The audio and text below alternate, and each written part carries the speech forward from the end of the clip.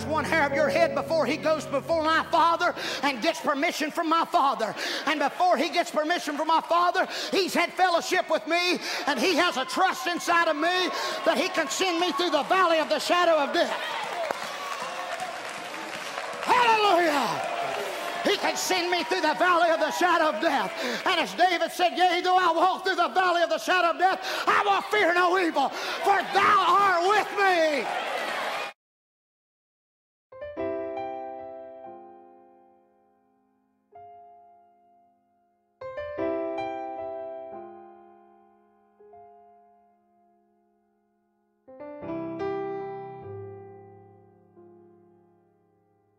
Well, growing up on a farm, we'd have brush fires, or what would you call them? Bonfires. And it was quite an enjoyable event, to be honest with you. And we would take our brush out and fence rows or whatever we'd do, and we'd get rid of it, set it on fire.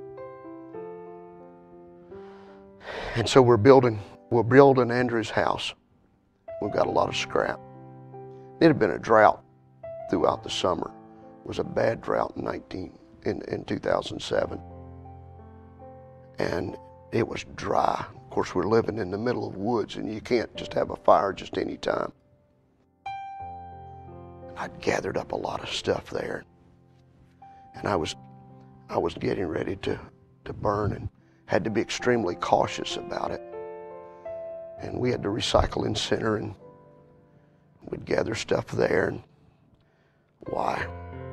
I had a propane tank, and it was a 5-pound tank, and had a torch on the end of it with about a 20-foot hose, and had a clicker that would light it. And so we had tried to burn a couple of days, but it would be too dry. Couldn't do it. And so I'd been away basically all day, and Brother Lloyd Walls and myself had been together. And we'd been together at a big auction. Came back home that evening, and I had a brother in my church, Brother Garland Atkins, had passed away. And so we went to the viewing, and we did all the things that are involved with that. And I was on my way home, and Brother Timothy Pruitt had called me, and we were talking and just chit-chatting about life, and on our way home, and we're going to get home, and it started raining. And I thought, boy, this would be a good night to have a fire and get rid of that trash, and I'll just go do that. And it was raining pretty good. So I go in the house, and I change clothes, and I've got a suit on, and I go in, and we're country boys, and I just put on a t-shirt and a pair of bib overalls and a pair of work boots, and I take off out of the house, and Whitney's sitting over on the bed and doing her homework, and she said, "Where are you going?" I said, I'm going to light that fire. Don't you tell your mama I'm going to light that fire. She don't like me doing that. Don't you tell your mama. And so I took off out of the house and didn't tell nobody what I was going to do. And I was out there, and Whitney needed graph paper for her homework project. And unbeknownst to me, she'd called Matthew. Matthew just was married, and he'd been in college, and he had graph paper. Just shows the Lord's providence in everything. Her need for graph paper, my need for somebody to drag me out of a fire. And he saw the flashlight up about 150 yards from the house, and he came up, actually drove his truck up and throwed the lights, and it was raining, and the windshield wipers were going, and he said, "You know what you're doing?" And I said, "Oh, I did this 100 times. And so I can't get the propane to light." And unbeknownst to me, it was just bowling out. It's a big 5-pound tank, and like a barbecue tank, and it's it's coming out the end of that torch, and I'm not paying any attention to it. And as it's coming out, I'm trying to get it lit and trying to get it lit. And finally it lights. And when it lights, it was like a bomb that went off. Of course, I don't remember any of this because of the anesthesia wiped that away. But Matthew said looked like it was 30 foot high. It looked like just walls of fire that was around us. And I fell due to the concussion of it going off. And when I fell, he said he just grabbed me. And he grabbed me with such force.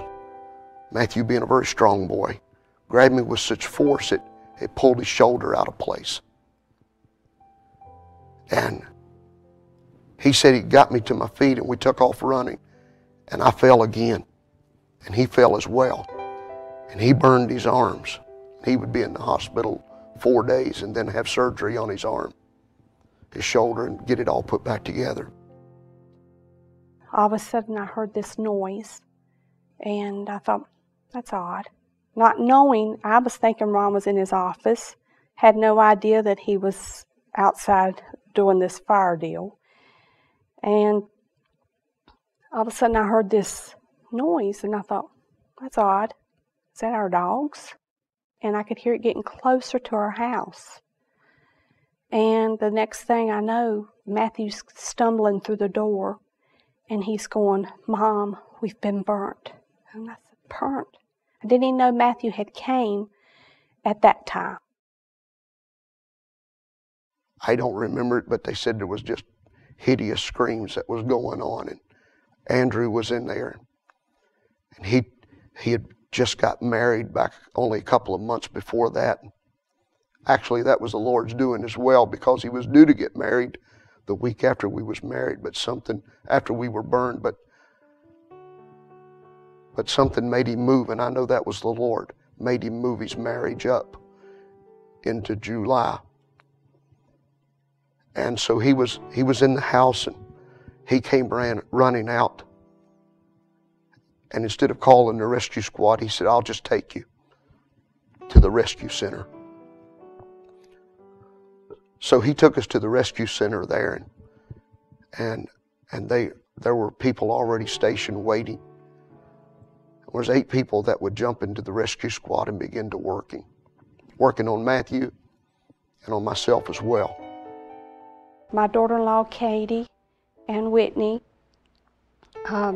drove me on out to the hospital following the squad, and I saw them pull off the side of the road, and I could see them in there working, and that was traumatic to me, knowing, wonder what is going on, because in my mind, I knew he was able to talk to me. I knew he was serious on his arms. The burns were so bad, but at that point, not knowing that it had affected his lungs, because I didn't even get to talk to Matthew for 3 days from the accident to find out what had even happened. You know, and everybody was asking this and this and saying these things. Well, I didn't know. I couldn't tell them. You know, even I told the doctor, you know, I didn't even know what had happened. I just knew there had been a propane explosion. And my arms were burnt, my face was burnt, my neck was burned, my lips, my throat. What we would come to realize very quickly, that the danger was my throat was swelling shut and my lungs were full. They would pull over a couple of times, and the people that actually, I just spoke to the man that was driving the rescue unit, and he told me, he said, there's one thing about it, we never thought that we'd get you to the hospital alive. The guy that was actually the main fellow that was working on me in the unit is the mayor actually of our little town. And his mother believes this message. And they go to another little assembly. And he recognized who he was working on. And so they had prayer in the rescue. But he's told me it took God to get us there, because he was just trying to keep me alive until he could get me to the trauma center at the hospital. When they wheeled me into the trauma center, they put me in a room called 14. And in room 14, there's a doctor. I actually just got to meet him just actually a couple months ago. And it was in Charlottesville airport. And I saw him and recognized him, and I began to talk to him. And he said, "You're the fellow that was burned."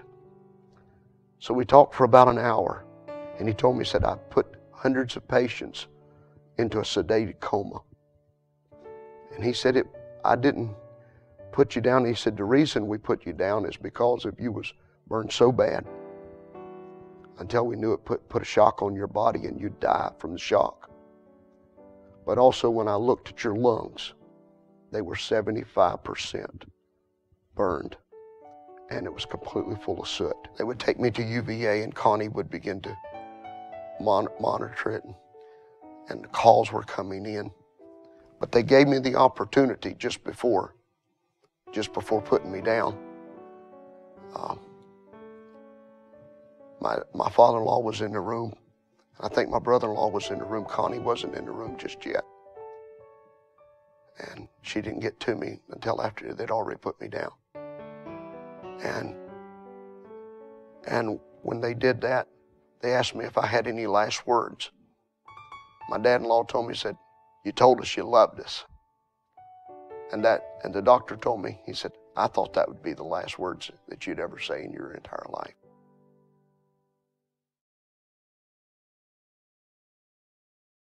When we got to the hospital, they put me in a room where, and this is what was so traumatic to me at the time, they put me in a little room that I've always known that they tell you that your loved one has died. And I'm thinking, why are they doing this to me? So finally they came in and I said, "Can I go see him?"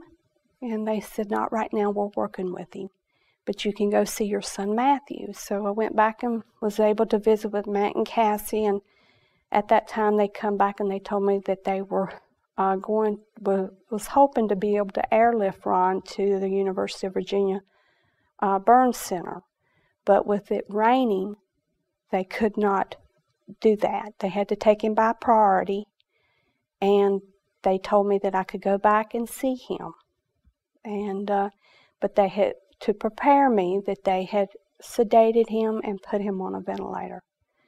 And when I walked in that room, I wasn't prepared for what I saw. And one thing that sticks out in my mind, I still see this little young nurse, and she's crying. I'm thinking, what is she crying for? You know, is my husband this serious? But what later when I found out, she was so emotional because they had cut his wedding band off, and that had really affected her. You know, and I thought, you know, that really touched my heart to know that this girl was affected by his wedding band being cut off. While I was in the coma, I would come to just enough one time to know when they're scrubbing me. And that was just a very difficult time. I'd come to just enough to know they were scrubbing me, and I didn't know what days that would be or whatever. But one other time that just absolutely stands out significant to me was I just became aware. The room was dark. I could hear myself breathing. Brother Lloyd Walls was in the room. Brother Lloyd's a pastor in Richmond, a real friend of mine. And he had came to visit me, and it was, of course, I didn't know it was nighttime. I believe it would be a Saturday night. And he came in to visit me, and what I know now is it was a night to where that I had VRE pneumonia, and I had aspirated. And it was a time to where the doctors would give up on me, not believing I would live. Actually, they'd actually say that they had lost me on this night Brother Lloyd had came in and just felt led of the Lord to come and pray for me. What I remember about that evening was I became aware as I watched him. He walked around my bed, particularly from my right to my left. He would walk, and I would watch him, and he would walk around kind of like that. And he laid prayer cloths on me that night. It was a male nurse that was overseeing him that night, and so he came up to me and he says, "They didn't call you during the night to tell you how he's doing?" And I said, "No, nobody's called me." He said, "Well, he's took a turn for the worse, and he's on the highest setting that the ventilator can be on." And he said he aspirated, and he said he's very, very critical. And, you know, just hearing those words was, you know, I knew he was serious, but to hear it from him, I think it hit me then how serious Ron was. I looked out the glass enclosure, and I came alert enough, and I kind of evidently rolled my eyes to my right, and I saw Connie standing outside of the room, and she had her arms folded like this right here. And there was something within me. I wanted to tell her I loved her. And she just had that look.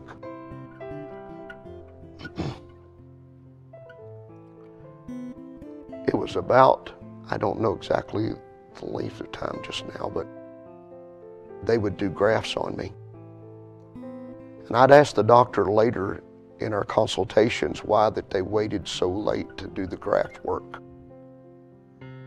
Because they had scrubbed me for over 2 weeks, and my arms had been burnt, particularly on my left arm, had been burnt to the bone. It melted the skin and the meat away. And I asked them why they had waited so long to do the graft work. And the doctor looked at me and he said, "Well, we've learned there's just no need in putting grafts on a dead man. And we really didn't expect you to live."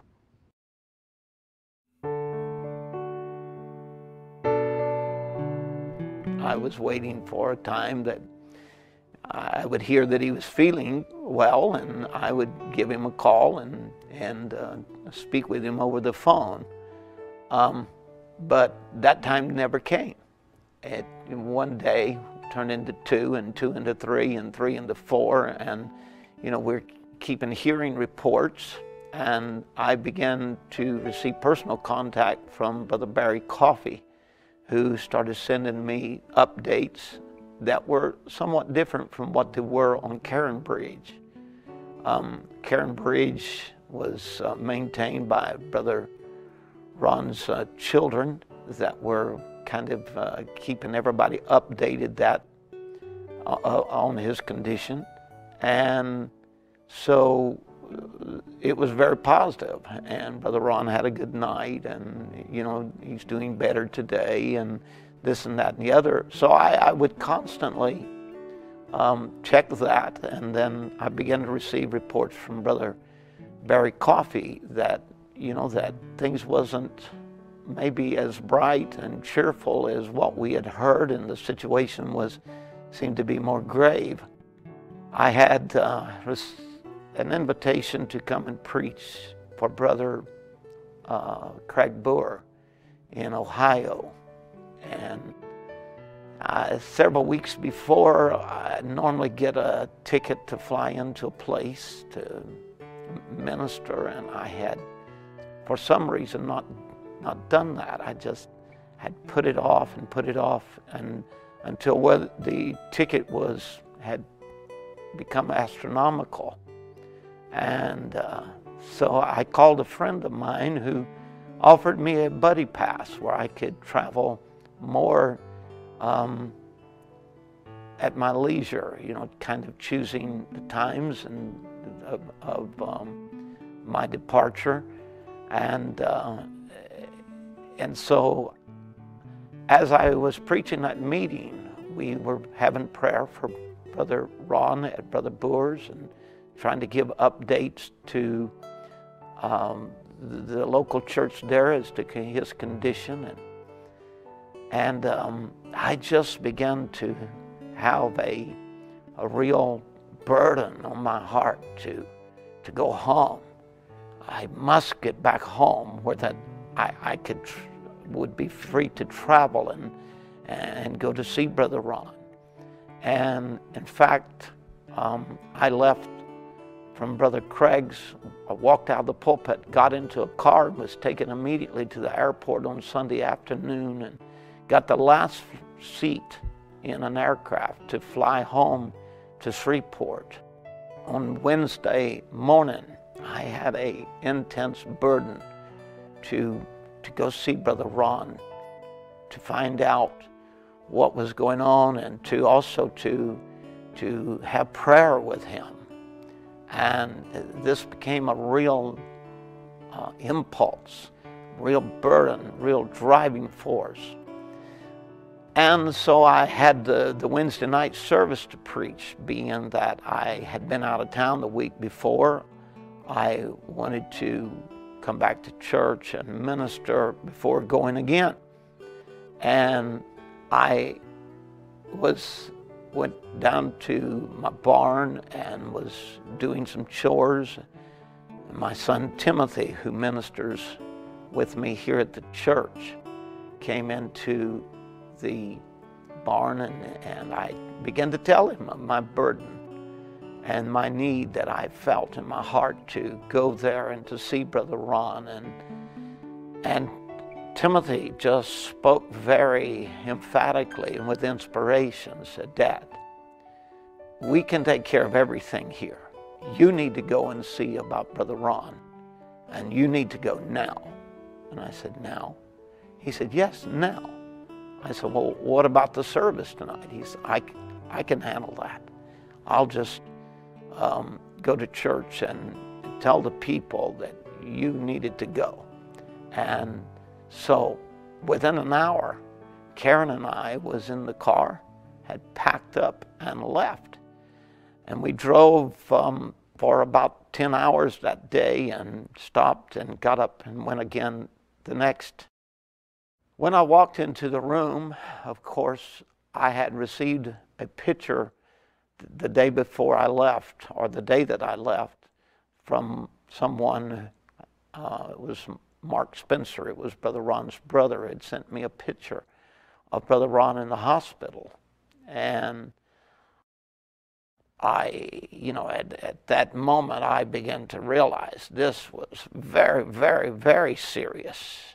And so I was prepared then, when I went into the hospital room, as to what I would see. And when I saw Brother Ron, of course, I saw him as it was like a flicker of recognition came across his eyes as I looked down upon him. And I began to immediately tell him, "You're going to be all right. This is not what you think." Because I knew that possibly his thoughts were that I must be in a very bad situation for Brother Tim to come 14 to 16 hours drive to come and see me. So I did not want to alarm him. I wanted him to be at peace about it. And I began to tell him, "This is not what you think. You're going to be all right." And began to tell him, "You've been in an accident, and but you're going to be fine, and we're going to pray for you, and God's going to intervene." I remember just being very, very groggy, waking up the first time. And Brother Tim was there to explain to me. Of all the people in the whole world, my buddy was there to explain to me of what had happened to me. Because of the sedation and being in the coma, it had wiped my memory, which still is some difficult things, but Brother Tim would explain of the fire and of the accident to me. That day was a particularly good day. I was able to sit up. They had made a special chair for me to sit in.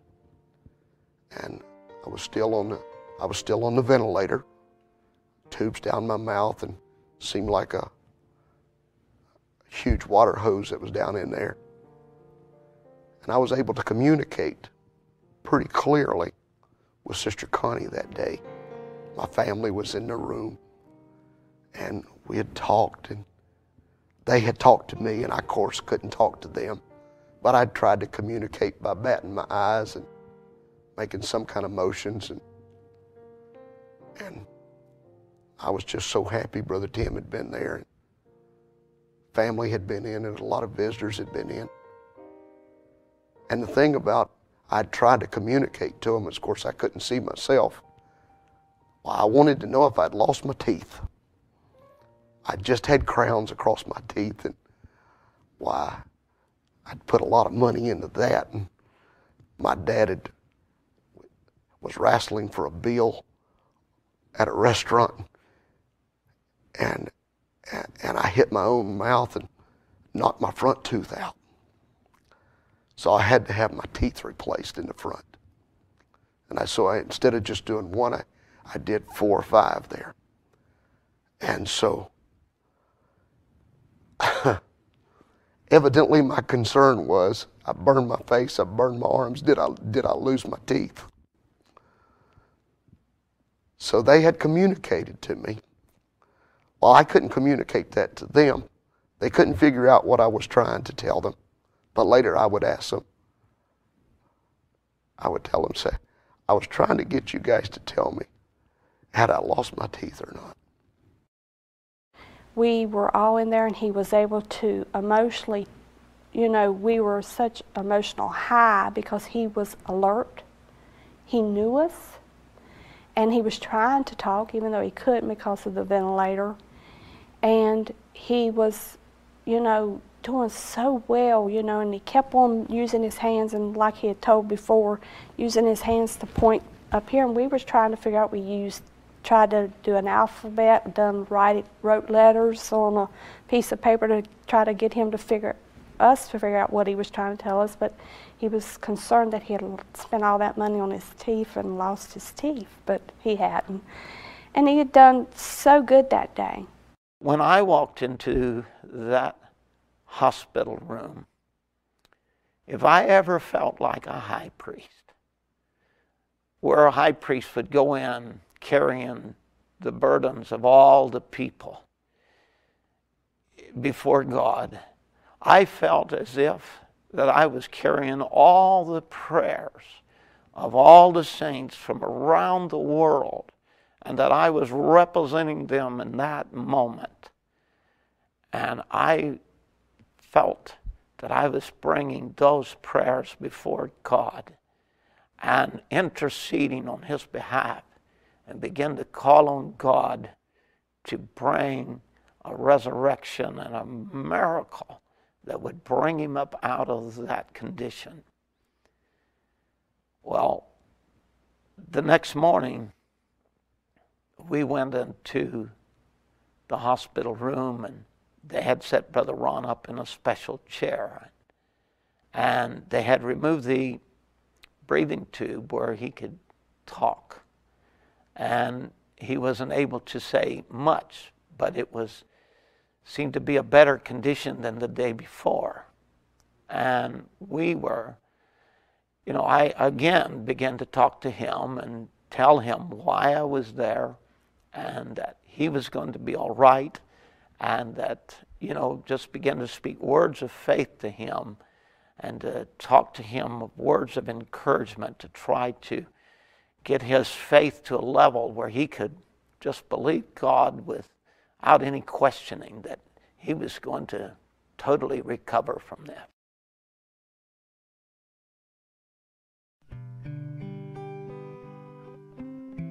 I knew something was going on. I really didn't know what it was.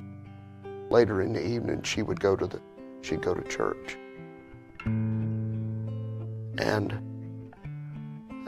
And the guys would come in, and they'd begin to work with me that evening, and the doctors came in, and I knew something was going on. And I became aware something's happening here. And I felt myself slipping away. I remember thinking, this must be what it's going to be like to die. I could hear my breaths. And they laid me down and they were working with me. And later to find out that it would come to a spot to where there wouldn't be any response or activity for over 36 hours. And we'd go through Saturday night. We'd go through Sunday. And the doctors would begin to give up hope. And then the next morning, when I called in and they told me that something had happened and they didn't know what was going on, and that they was concerned because of brain activity. And that particular Sunday was a very, very stressful because, and they had told me when I went in, they said it's going to be emotional highs and lows. There's going to be good days, bad days. But we were so excited about Saturday, where he was able to talk and to go in the next day and to see, I mean, you're just looking at him and he's just staring at you. I mean, there's no movement, nothing. I had not heard of the news of the night, and when I got there, well, it was like they said. It was like the lights was on, but no one was at home. And there was just a stare and no flicker of recognition. And so we just had prayer for him, and then I went back to make preparations to minister again on Sunday night. Unbeknownst to me, Brother Tim had came and he'd spent the weekend and preached for me. And today I'd wake up. I would hear about 5 o'clock in the morning that there was decisions that were being made, what we're going to do, or got to run CAT scans, or there's no response, there's seems to be no activity. Seems like the lights are on, but there's just nobody in there. Karen and I, during the hour's drive to the hospital, I stopped at a Cracker Barrel, and she and I joined hands together and we prayed, and I just said, Lord, you're a God of miracles. And I'd like to be able to speak with Brother Ron before that I leave, and I'd like him to know me. And I don't want to go and leave here with him in the condition he was yesterday. And I'm just asking you to come on the scene and make it where that I can visit with him and speak to him again and have some fellowship and prayer together before I leave.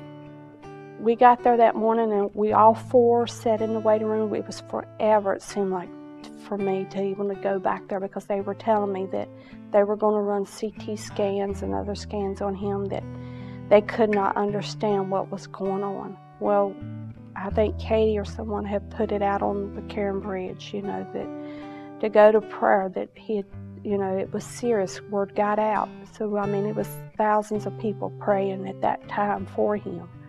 And we were all sitting in the waiting room, and they told us that finally came out and said we could go back. And I still remember this. We're walking down the hallway, and I hear this voice. I'm thinking, that's him.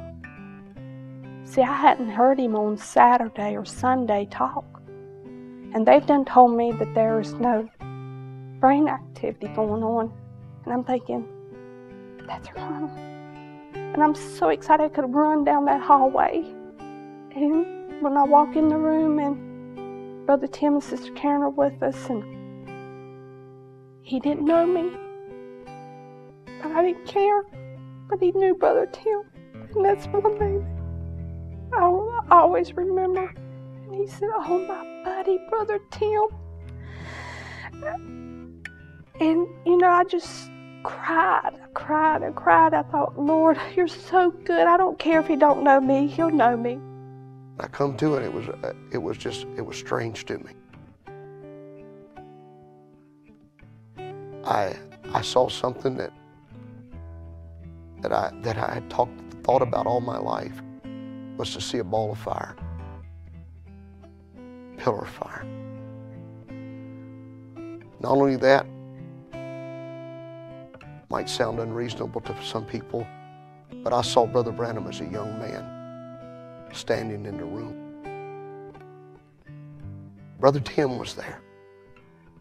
His wife, Sister Connie, my parents were there. And I recognized my buddy. I think I told him, my buddy. And I told them that Brother Branham had been there for quite a while. And I realized seeing Brother Tim, my wife, my family, not only them, but seeing Brother Branham, I realized I was in a precious state of life. I was hanging in the balance. I could go home to be with the Lord. My dad and my in-laws, you know, constantly would tell me, talk positive. Always, my dad said, you talk positive, don't talk nothing negative in this room.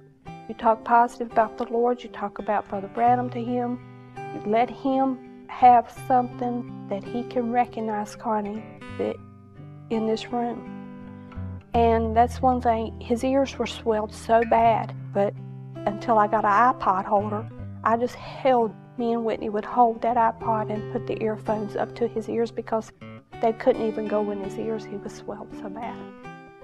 But, you know, and when he made that statement, he said, Brother Branham's been here and there's been a nurse that's worked on me and been in here every day.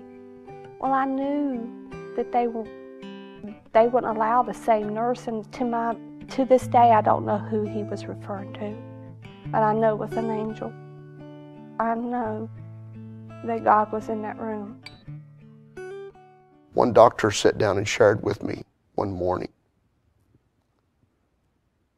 And he told me, he said, we don't know patients when they come in to us. He said, but we know them by their visitors. And we saw your visitors and people that traveled a long distance to see you. He said, we kind of recognized there was something special here. He said, one night, he said, when I thought I was going to lose you, he said, I don't know what you believe. And I don't even know if we know the same God. He said, but I got down on my knees beside your bed.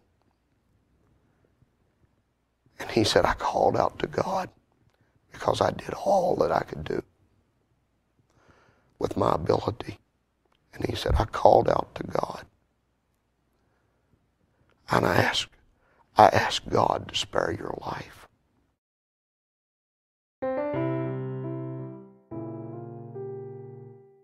I came home and Sister Connie would begin to take care of me. It would take her 2 hours every morning to dress me. She'd give me medication to where I could stand the pain. She was an incredible nurse. It brought us together like never before. When I first came home, laying like I had laid, there was some forgetting to learn to walk and that kind of thing. All my nerves trying to wake up in my arms and my face. Brother Harold Hildebrandt, we would come to learn that Brother Harold had came to see us. And it was the first weekend I was home. And he came to see us there and he preached for me that weekend. And he told me when he heard about the accident, he immediately called his deacons, called the men around him, He said in a burn case, there's a lot of times people are disfigured. But he felt burdened of God to have prayer for me that my face wouldn't scar. Well, you can see the pictures. It was pretty bad. Didn't make me any prettier, but it was pretty bad.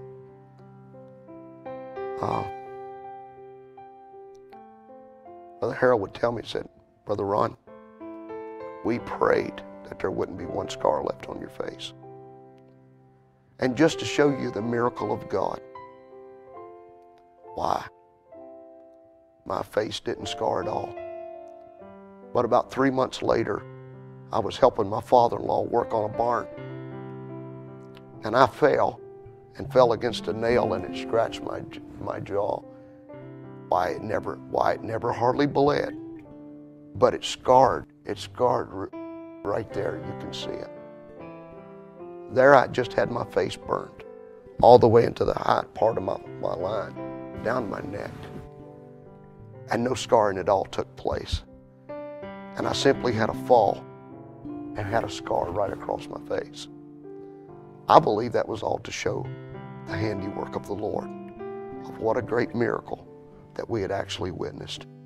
I remember sitting in that wheelchair thinking, when I first got home, and I'd hear the enemy in my ears tell me, you'll never preach again. Your ministry's over with. But I remembered when I first woke up from the coma, Sister Whitney would tell me, I'd say, boo devil, boo devil, boo devil, because I'd preached it. What Brother Branham said, that the devil couldn't touch a hair of your head until he first got permission from our Father. And God had confidence in you that you could go through that trial. I don't believe my accident was because I did any sin, made any bad mistakes. Well, I felt like I was serving the Lord in all the best of my ability. But I felt like that I thank God that He would have confidence in me, that I could have this experience, that it would draw me closer to Him and to find out how important and what the most important things are in life. Struggling with my lungs, I felt the extreme disappointment. Weary, tired, difficult to go through the day. I remember coming to youth camp. I remember what Timothy told me. Timothy told me, Brother Tim's son, told me, he said, it doesn't matter if all you can do is stand on that stage. Just to stand there one more time is to give a black eye to the devil. I feel like every day that I get up now, the enemy's defeated.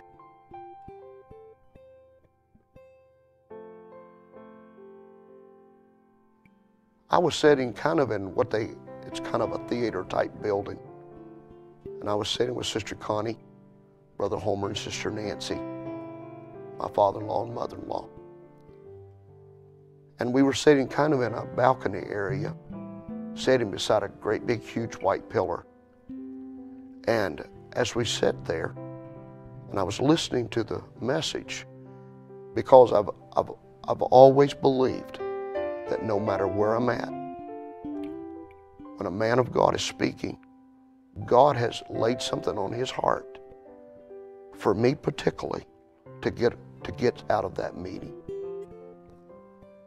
And so as I was listening to Brother Biscoe preach, he was talking about how that God took the chaos of this world when it was without form and void,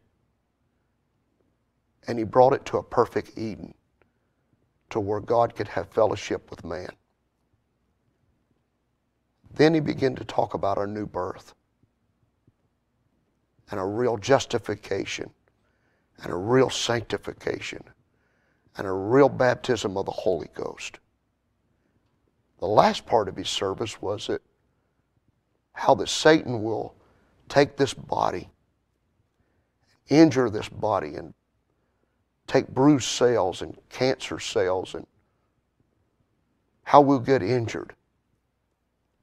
And something quickened in my heart. This is my night. I'm sitting there, and my own doctors told me that I probably would be on oxygen. My lungs are burned worse than any smoker's lungs that had smoked all of his life. Something I was going to have to learn to live with. But I believe he's the same yesterday, today, and forever. That's Hebrews 13:8. He was wounded for our transgressions and bruised for our iniquities, and he took those stripes at Pilate's judgment hall that I could be healed. And I sat there and I realized that right now is my opportunity. I stood to my feet right there as Brother Biscoe was preaching. And I raised my hands before God. And it felt like a column of air came down over top of me. It felt like it was literally going to blow my lungs out of my chest. I'll tell you, that very evening, God did a complete work in my life. He came down and gave me a brand new set of lungs. I fought infections after that, but He's our healer. He's my way maker. Seemingly, I've never struggled in a pulpit to preach. Seemingly, have no trouble on a treadmill or walking up a set of stairs. But God 100% healed my lungs by the power of our Lord Jesus Christ.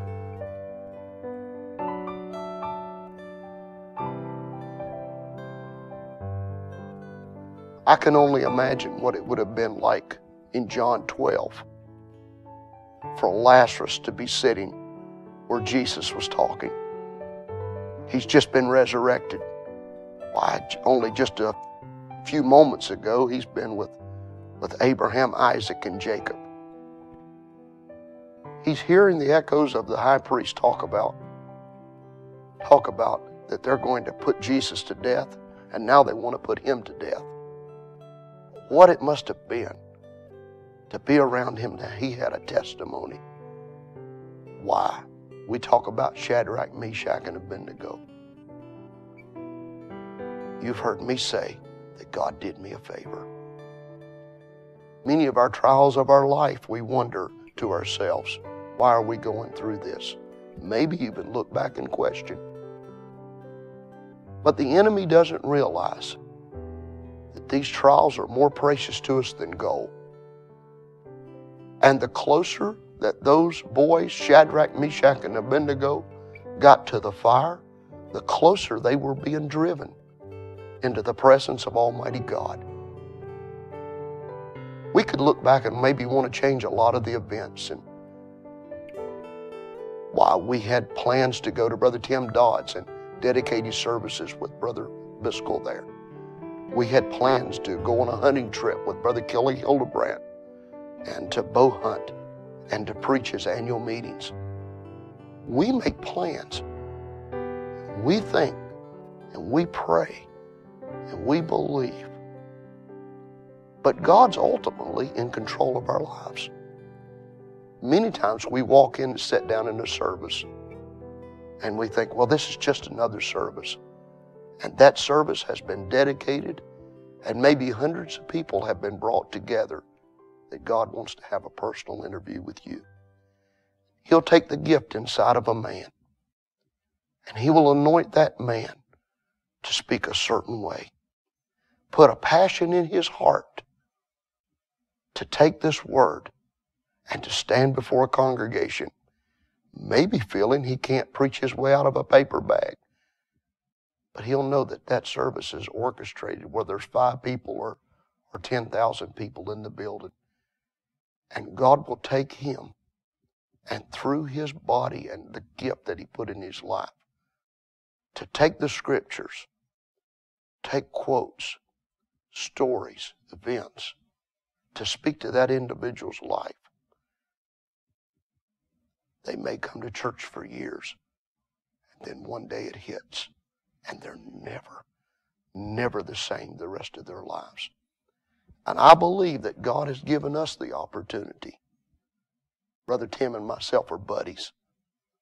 But He's given us an opportunity to be a part of a testimony that God, before the foundation of the world, saw fit to allow us to be a part of. And we believe with all of our hearts that He's the same yesterday, today, and forever, no matter what kind of trial that we go through, that God is in control of it. And we also believe, and this furthers our assurance in our life, that the devil can't touch a hair of our head until He's went before our Father and asked permission that He could do it. And when we go through a trial, we've got confidence that God saw us, that He'll help us through it. And I believe it's been a favor for me with God to be able to be a part of such an experience. He can't touch one hair of your head before He goes before my Father and gets permission from my Father. And before He gets permission from my Father, He's had fellowship with me, and He has a trust inside of me that He can send me through the valley of the shadow of death. Hallelujah! He can send me through the valley of the shadow of death. And as David said, yea, though I walk through the valley of the shadow of death, I will fear no evil, for Thou art with me. And the book of remembrance shall be written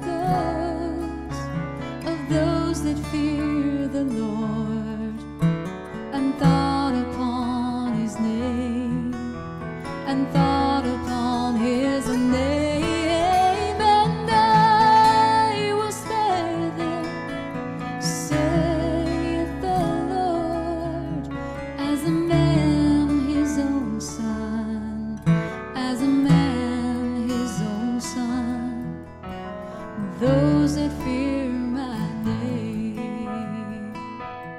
Unto you that fear my name shall the Son of righteousness arise, with healing in His wings, with healing in His wings. Unto you that fear my name shall the Son of righteousness arise.